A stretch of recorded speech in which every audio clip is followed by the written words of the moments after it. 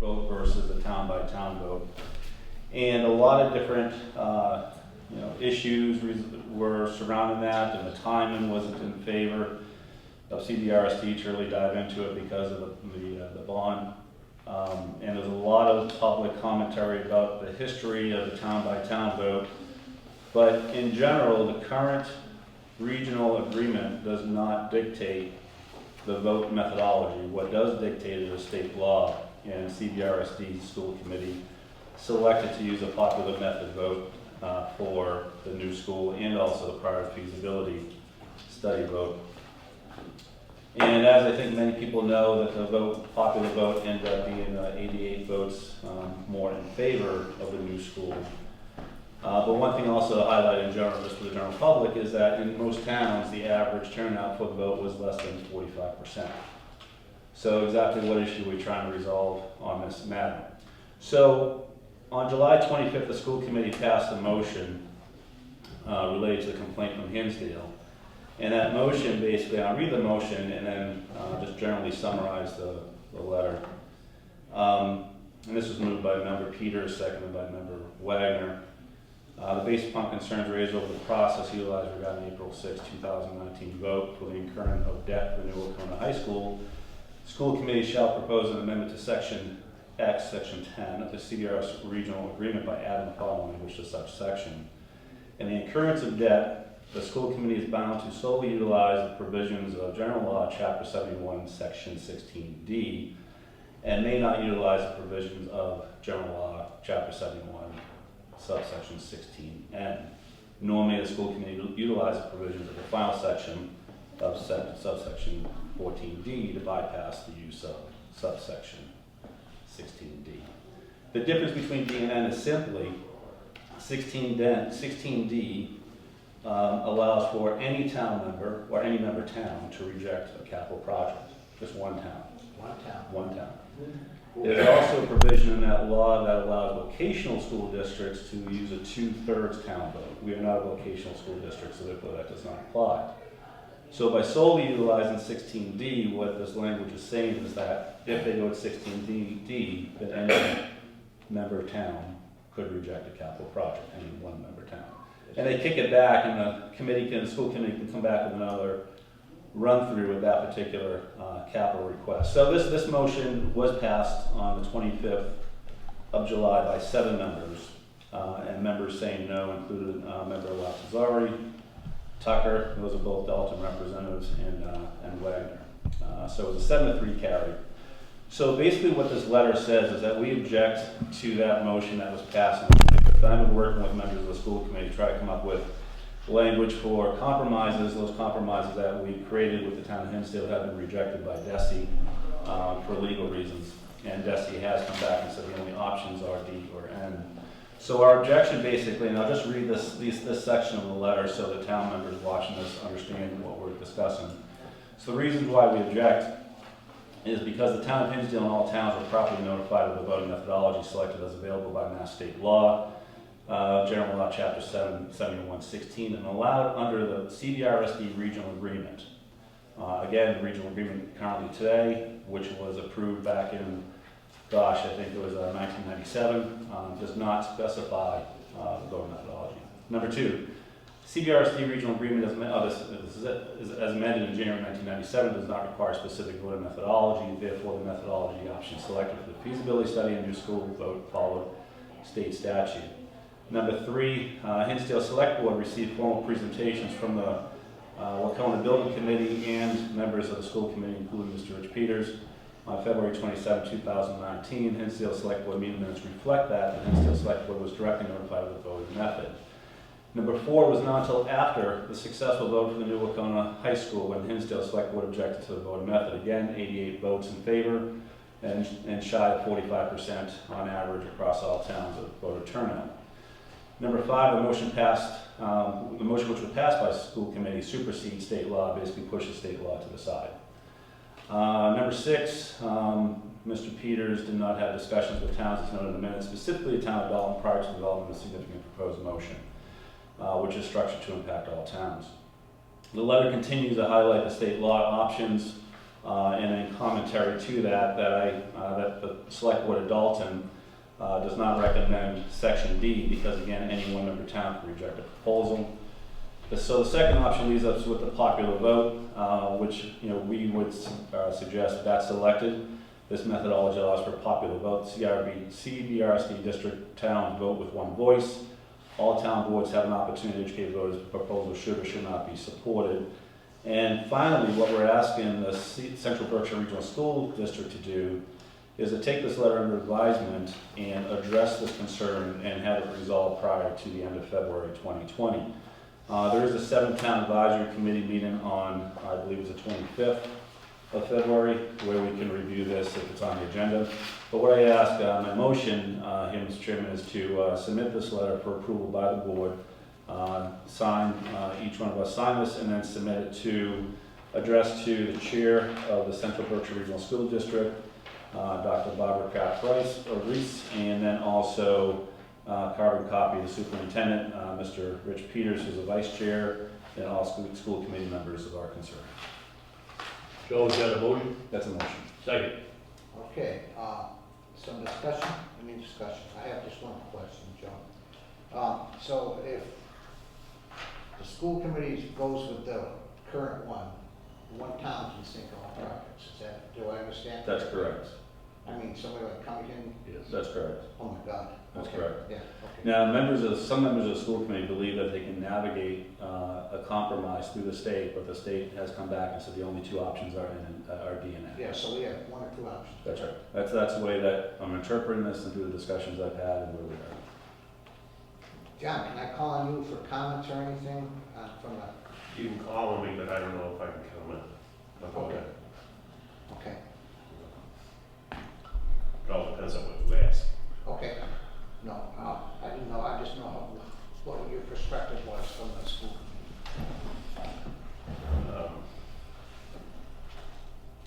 There has been wide debate on this yet, so I really don't want to say what my feelings are at this point in time. Okay. Only because I want to hear more. Right.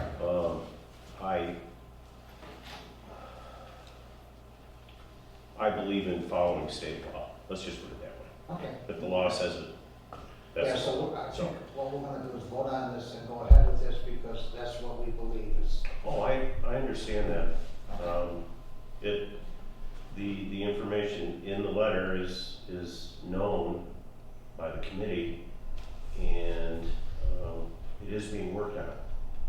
But I think we can get it done by the end of February. But I can't really comment on yes or no on that. Yeah, okay, that's understandable. I think we have no choice but to follow state law.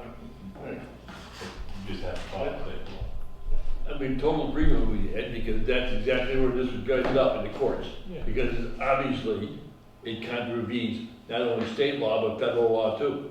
Of course, that's a non-legal opinion. But there is information to substantiate that position. One man, one vote, instead of one town, one vote. And I fully support what the work Joe has done, which has been several tedious hours of chasing this issue. We've been,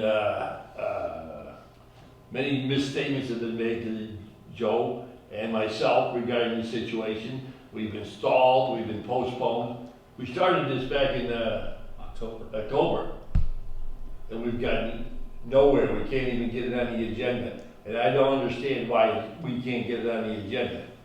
I mean, if the town... Whose agenda? The school committee's agenda. And we've asked at public meetings, the superintendent was here, and Mr. Lagenthal, and they just, said, no, we're not doing that. And the biggest, most populous, and the biggest payer of the budget in the district asked for something for an issue to be placed on the agenda. I don't see why we would be overlooked, to put it mildly. So Joe, I am fully supportive and stand ready to sign that letter at any time. Any other comments? Okay, motion's been made and seconded. All in favor? Aye. Opposed? Nice work. Supposed to be a formal copy, but I didn't see it in the packet, so I'll follow up with Judy Okay. and get that on town letterhead. Unless Ken, did you get that? I think she left it in your box. Okay, so I didn't pick up my folder, Oh, so I'm using an alternative folder, so. Joe, you think, it's good, your intention to send it to the superintendent, assistant superintendent, chairman of the school committee, all school committee members, but you think it would be beneficial to also send it to every select board in the district? I'll follow your lead. Well, I think it would be. I mean, there's intrinsic interest in this issue, and they should be kept informed about what's been determined, or what's been opined is legal and illegal. I'm okay with sending it. Everybody good with that as well? Yeah. Okay, so I'll update that and then we'll get signatures and send it out. Okay, Okay? There's only 6 more copies. No, that's fine, absolutely, thank you. absolutely. One minute. Okay. Ken, do you want to finish up your budget? Thank you, Ken. We'll go John, through thanks. this pretty quickly. One thing I want to point out to you again, you can look at the schedule at your leisure. Next week, we'll have completed half of the budgets. And again, I think it's important to note that the tentative approval of the school committee's budget is on the 13th. The 7th town meeting is on the 25th. Public hearing on the budget is on the 27th. And the final approval of the school district budget will be on March 12th. The next set of budgets is group purchasing. And group purchasing is done this group budget 138. Hey, it's actually going down. I mean, actually, yeah, you don't see that very often, but it went down. It was a budgeted for $1,000. You might recall that the city of North Adams picked this up from Berkshire County. Berkshire County used to do this, and it's primarily highway items like guardrails and oil and asphalt, things like that. And now Berkshire Regional Planning Commission has picked up the group purchasing effort from the city of North Adams, and actually feels that 800 is enough. Any questions? Okay.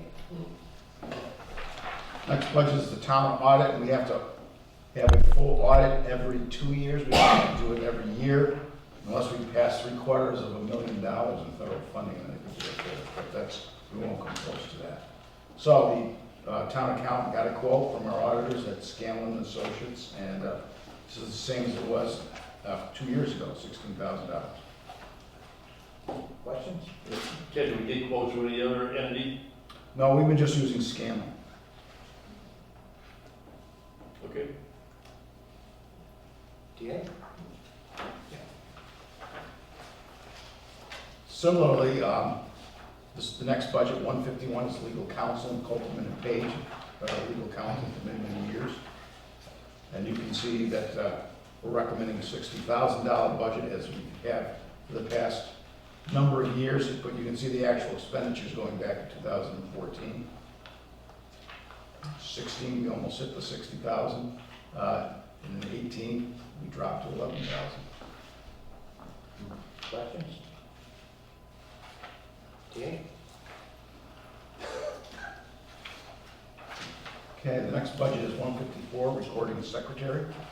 These are recording secretaries, as you know. We have a number of secretaries that do the minutes of our various boards, and you can see them listed there. And with approval, they can actually do some administrative work in town hall, the boards and commissions that they serve. And that's up at 2% that we've. They do a remarkable Cool. job keeping this straight. Any questions? DA? Next budget is town engineer, and you'll remember that we kept this budget very low for many years as we tried to capitalize the engineering expense of the project, but we're trying to get ahead of the game. For example, in chapter 90, we're going out there now, we're gonna design those streets for repaving and get them out there prior to actually getting our funding in the summer. Yeah. Questions? How's that project going? Got wheels, repaving, It does. he's out the bridge? John Ruffles he's on vacation for most of this week, but he's talked to Foresight, our engineer on this project. He's added new streets that we discussed. Yeah. So I'm expecting something pretty quickly as soon as John gets back. Okay. Yeah?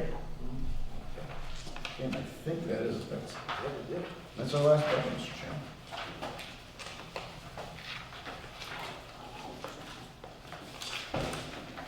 Thank you.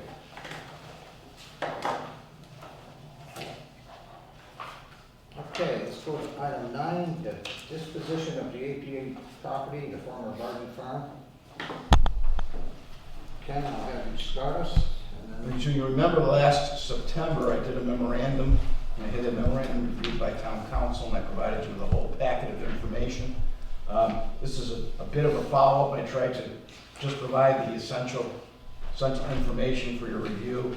John and I happened to meet the Commissioner of Agriculture right after we had that discussion, and we talked to him about this, and then I emailed him about it, and he was supposed to follow up with his staff, and then we got a follow-up That was, response. Early October. Yeah, Really? Yes. yeah, it was early October. You can, if you looked at the information here, you can see it was October 4th, actually, that I wrote to him following the meeting we had down in Granville. It was the agri opening, the cow power project. So I followed up with him last Thursday. I didn't get a response today to say, would you please update us? In any event, you will see also here the opinion of town council, on how we can deal with this property. And she gave us 3 points that we should consider. One, that we should contact MDAR once more. They take the position that we can't have relief from one section of the deed restriction, that we should seek legislative relief as well. Commissioner of Agriculture, we spoke to him about, he has the authority under state law to simply say, okay, it's not practical. You own the land, you want to sell it, you want to keep it in production as farmland, go for it. It's pretty simple as far as I can see. So he has to be noticed in a hearing on it, but that's all there is to it. It's a little bit more complicated to go through the legislature, but if we want to do that, we would have to ask town meeting to allow us to sponsor legislation. And the last 2 pages here show you the land in question. And I think there's 144 acres overall, Yeah, my comment is this. 148 acres. We could try renting it, which would be ridiculous. Then somebody would have to maintain it, and who's gonna come in? I mean, we're never liable for anything that happens up there. I'm in favor of selling this, all the parcels as one piece, except for the one that we had carved out for the North Mountain Park. And that little piece in Windsor, we have no control over that anyways, it's not our land, but I mean, Right. I'm totally in favor of moving this and with a minimum price. Bob, I completely agree with you. I don't understand why we would leave the one little parcel that the North Mountain Park was projected to be sited at. Why would we not include that? Because that's not, under APR. But it's town-owned property, Right. and we want But to we get rid did of it. promise, possibly that for a football field. Yeah, we haven't dropped it as a project yet. We haven't dropped it as a project. That's the only thing. I think we should just, Yeah, but it's also more complicated because there's studies being done on, you know, what's, You're right, and that's what's in the another soil. reason. I think they could really mess it up. What we have to do with the. I would not include that. It's just one more red flag down, we have Yeah. to skirt around. Yeah. It doesn't mean we couldn't sell it in the future. You're right, but it sells separately and then have to be in Decide correct exactly. level land.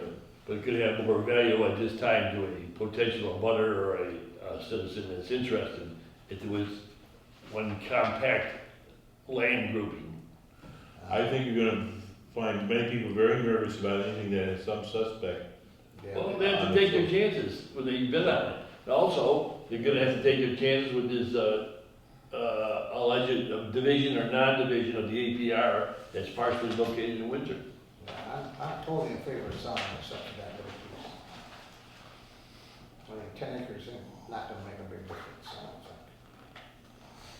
Plus, if the town wanted to put something up there like they talked about too, if the park wouldn't come there someday. We'd have some land. Yeah,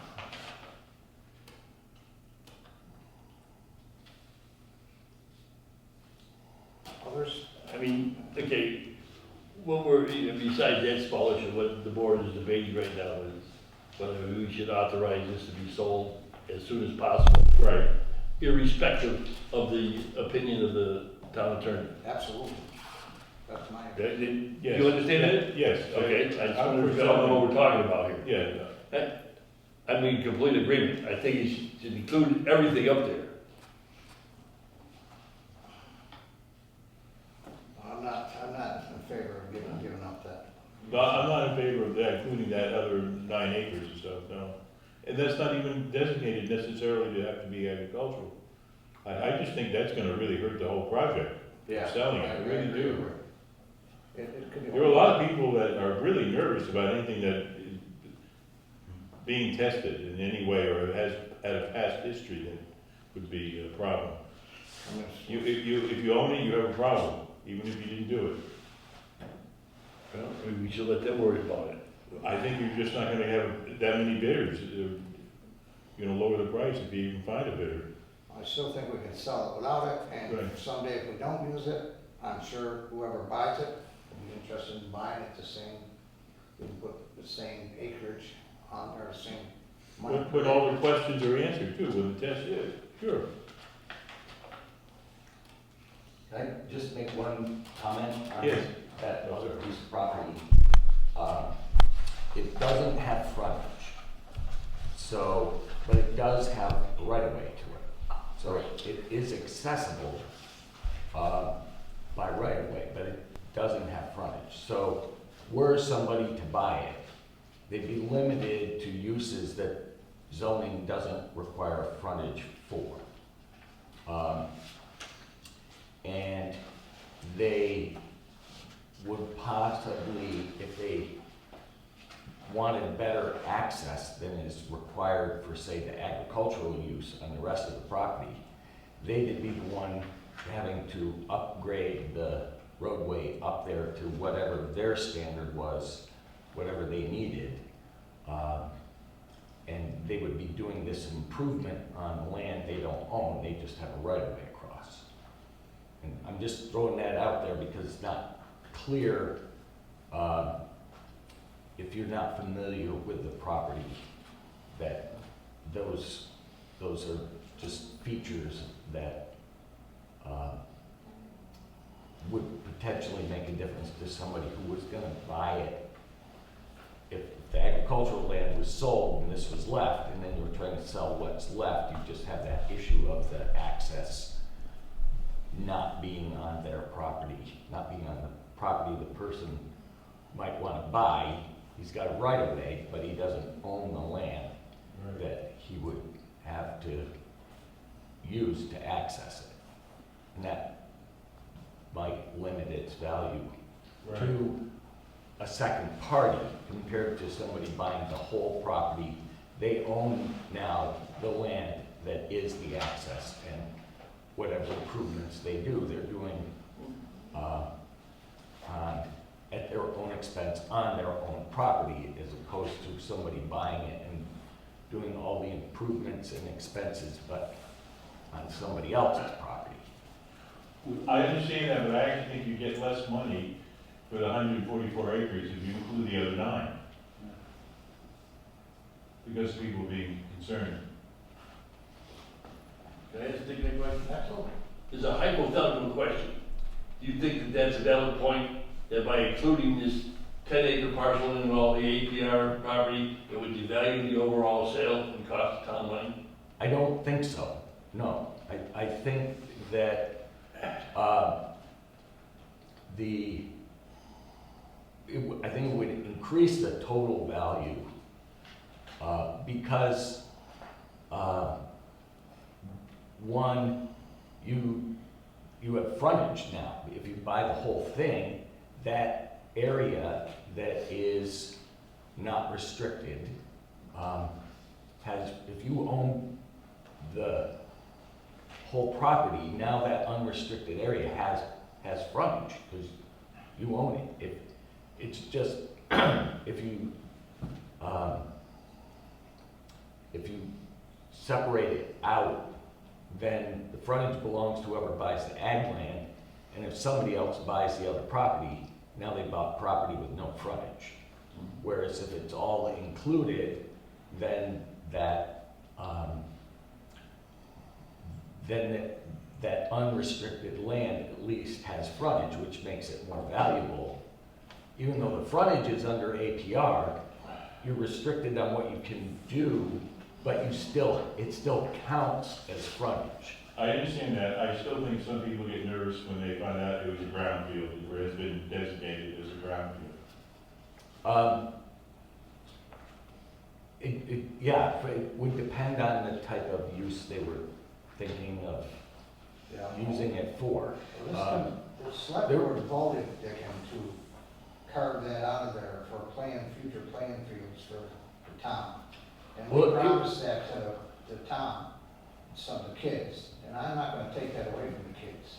Well, I mean, I think, one, it was carved out by the Barden family and MDAR when they did the original APR. And that was where the old sawmill was. MDAR did not want to pay for an easement on what they considered to be non-agricultural land. So that's how it got carved out. It wasn't, the town didn't carve it out, it was already carved out. I wouldn't have any objection to sell it, the people from the parks that wanted it say they're not interested anymore. But until we find that out, that's still up in the air. I don't know anybody say this, I mean, it's common knowledge that North Mountain Park project is dead in the water. Not necessarily. Well, I guess I'm listening to the wrong people then. I mean, I think to the point that it's a brownfield, it would be a red flag if you wanted to put a park there.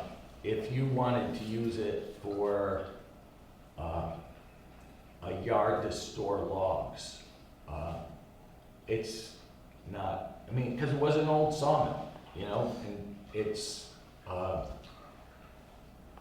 mean, there are because it's not part of the APR, you could do non-agricultural things, but there would be the kind of things, you'd be less apt to want to have a park there than a conservation yard for logs. Because We actually spent a lot of money getting that checked out, it's supposed to be getting checked out as we speak. So that could very well not be an issue coming down the road, but until we find that out. Right, so, I'm just saying that there are uses, to Ed's question, there are uses where that it is a brownfield are not such a big deal. But personally, I would think as a park for kids' sports, that would be one of the things that being a brownfield would be a problem. If it's clear, I wouldn't have a problem with that. I mean, look at where the softball complex is in Pittsburgh, it goes on that dump. Right. Yeah, I mean, I think it just makes it more expensive.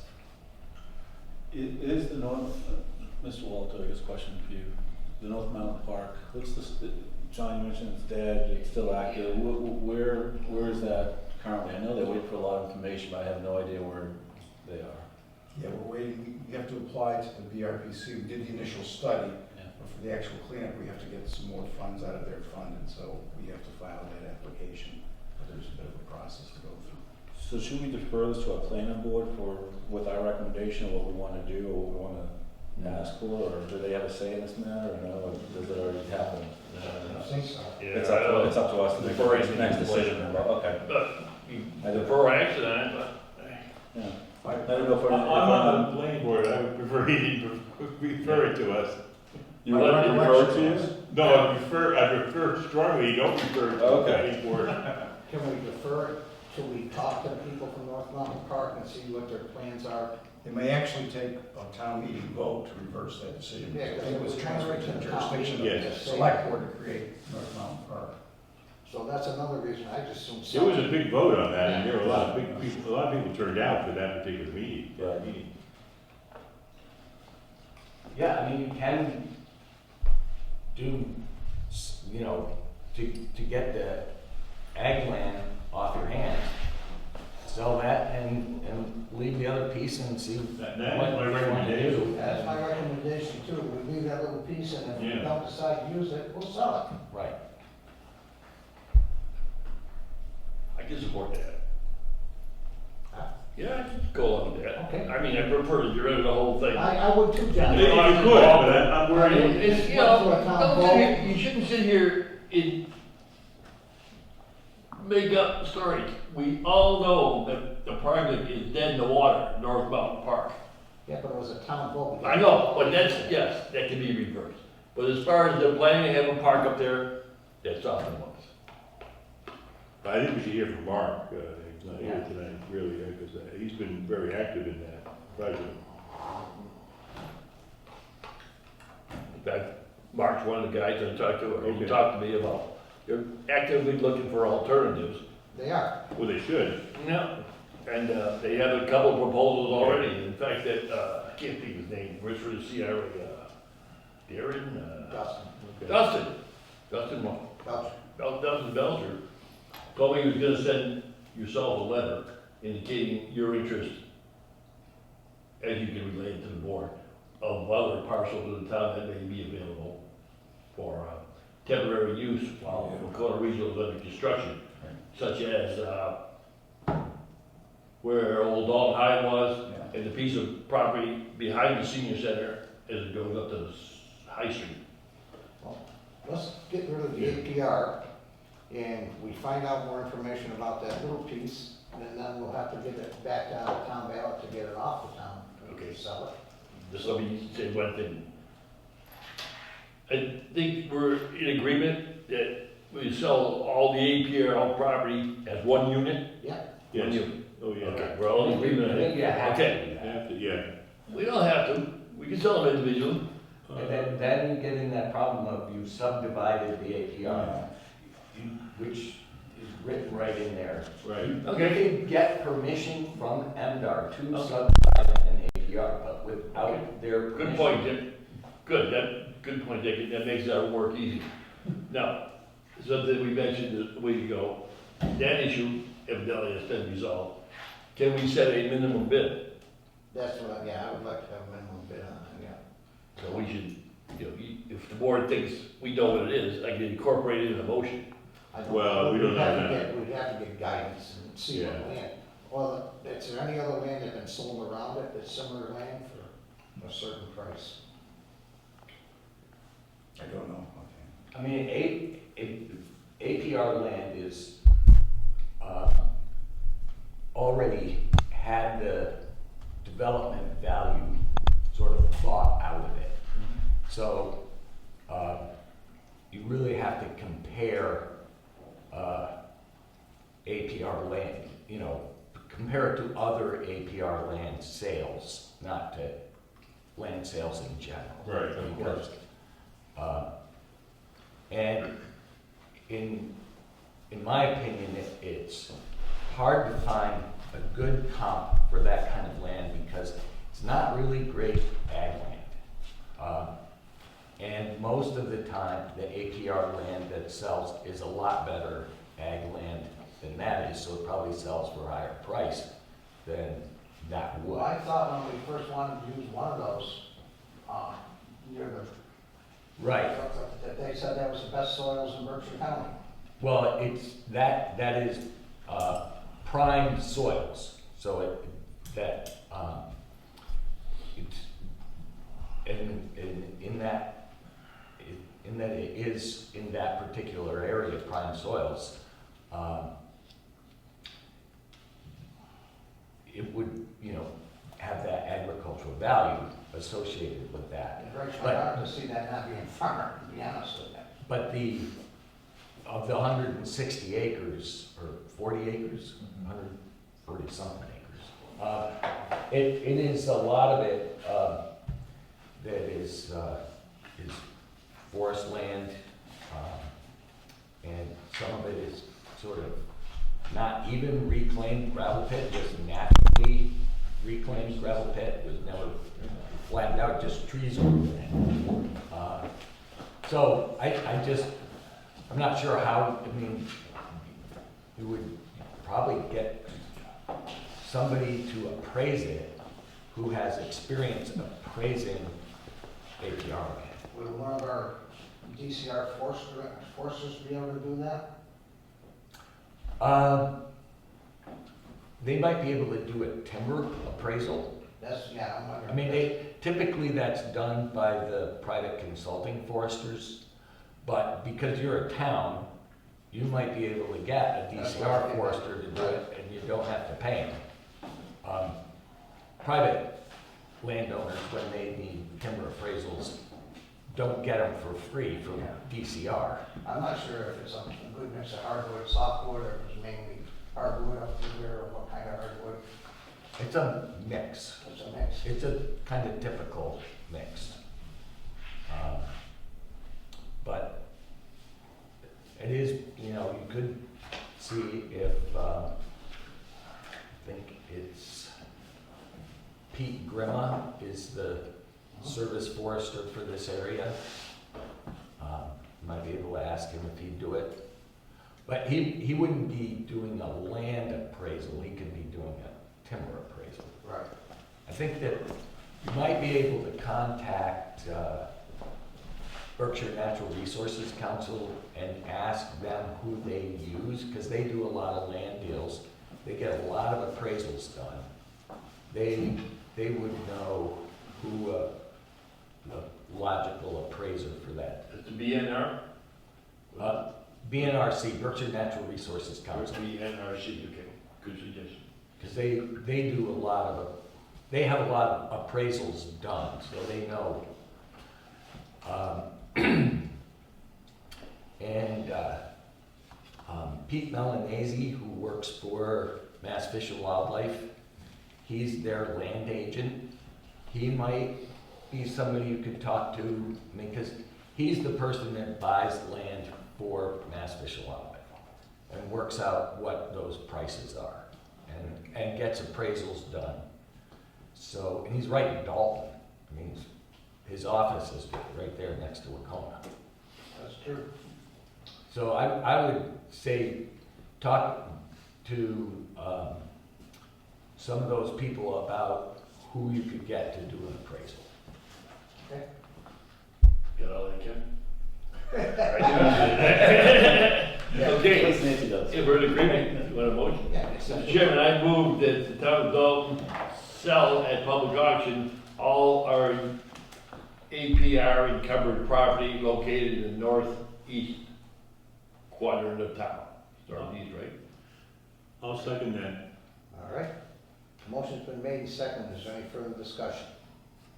All those- This is all, as has been suggested, we get a Yes. couple of appraisals or evaluations by whatever's been suggested, and possibly our own assessors. Right. And, well, we don't have, probably won't have it ready for next week. No, probably not. Probably the first meeting in March, we're aiming for that. Yes, end of March. But we can start the paperwork towards the session. Okay, all those in favor? Alright. Opposed? Okay. Thank you. Wow. Eight. Okay. Town manager updates. Two updates for you. You'll see a printout, see an email from John Ruffley to me. I asked him to making progress on those signs that do need to be replaced. So Mill, South Carson, Edward, and Hazelwood have been replaced, and we're still waiting for Depot and Greenridge signs to come in for our supplier. Great. Ken, how much are one of those signs cost? We have to find out. No, I don't know. We don't make them ourselves, right? No, We don't have a machine yet. Yeah, I got a feeling they're not cheap. yeah. Where do they send them out to? I don't know the name of the company that does it. Okay. I'll ask. No, that's What it cost. Oh, you know, I just never found out. And our last junk car hometown was, I didn't get an update from the chief. He was due in court today, and the chief moved to reduce his fines to just the 5 remaining 2 2019 violations. So, according to the chiefs, the objective is to get compliance, not to fine the Jesus.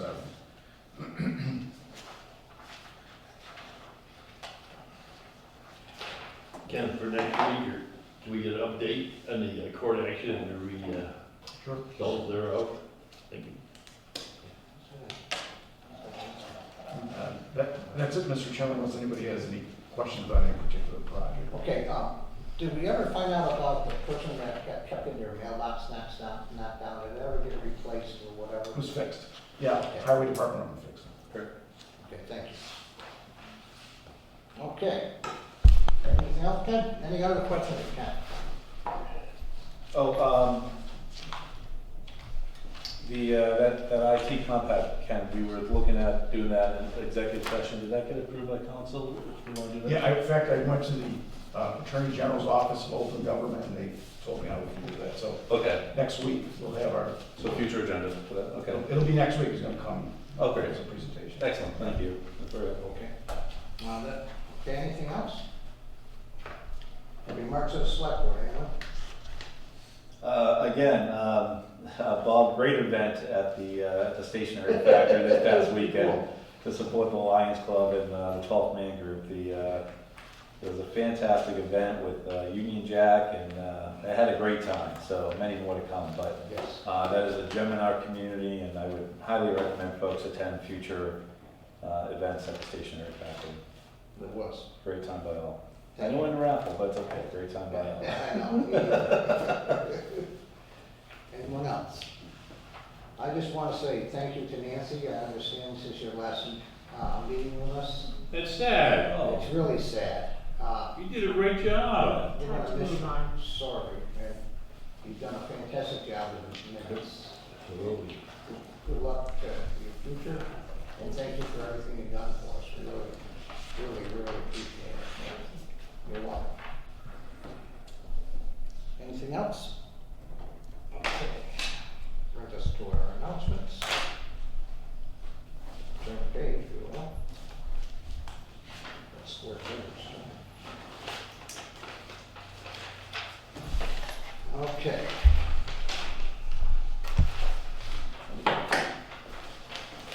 The special voter registration session will be held on Wednesday, February 12th, 2020, from 9 a.m. to 8 p.m. at the Dalton Town Hall, 462 Main Street, in the town clerk's office. This will be the last date to register to vote in our change party enrollment to vote at the presidential primary on Tuesday, March 3rd, 2020, to be held at the Dalton Community House, 400 Main Street. A link to the Commonwealth of Massachusetts website, which allows voters to check their voter registration status, can be found on www.dalton-mat.gov. Note also the early voting will be available from Monday, February 24th, 2020 to Thursday, February 27th, 2020 from 8:30 a.m. to 4:30 p.m. in the office of the Town Clerk, Town Hall. For further information, please call 413-684-6111, extension 14 or 15.